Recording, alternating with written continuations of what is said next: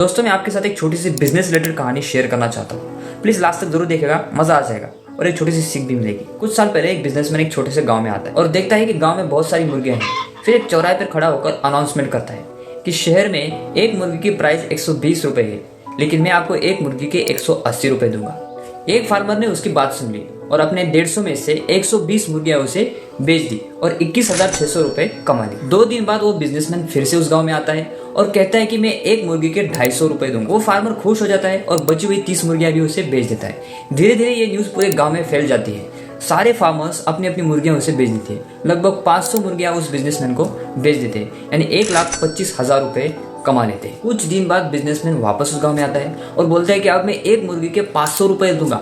सारे फार्मर हड़बड़ाने लगते हैं, उनके पास मुर्गियां ही नहीं होती है तो सोच में गिर जाते हैं, यार इतना अच्छा ऑफर है लेकिन मुर्गियां कहाँ से लाएं। फिर वो सारे फार्मर सोच में गिर जाते हैं और कहते हैं कि हम एक पोल्ट्री फार्म से 500 मुर्गियां खरीद कर लाएंगे, फिर उस बिजनेसमैन को 500 रुपए में एक बेच देंगे, अपना प्रॉफिट हो जाएगा। फिर वो सारे फार्मर एक पोल्ट्री फार्म के पास जाते हैं और वहां से उन्हें एक मुर्गी 400 रुपए की मिलती है। तो वहां से वो 500 मुर्गियां खरीद लेते हैं, यानी ऑलमोस्ट 2 लाख रुपए की मुर्गियां वो खरीद लेते हैं। फिर उस बिजनेसमैन के पास जाते। बिजनेसमैन उन्हें देखते ही बोल देता है कि मार्केट क्रैश हो चुकी है, अब मैं एक मुर्गी के सिर्फ 100 रुपए दे सकता हूँ। सारे फार्मर शांत हो जाते, शॉक हो जाते। उन्हें लगता है कि हमारे साथ क्या हो गया। फिर बाद में उन्हें यह भी पता चलता है कि जिस पोल्ट्री फार्म से उन्होंने मुर्गियां खरीदी थी वो पोल्ट्री फार्म उसी बिजनेसमैन का था जिन्हें हमने मुर्गियां बेची थी। यानी बिना एक मुर्गी रखे उसने 75,000 रुपए कमा लिए। What does this story teach you about strategy and awareness?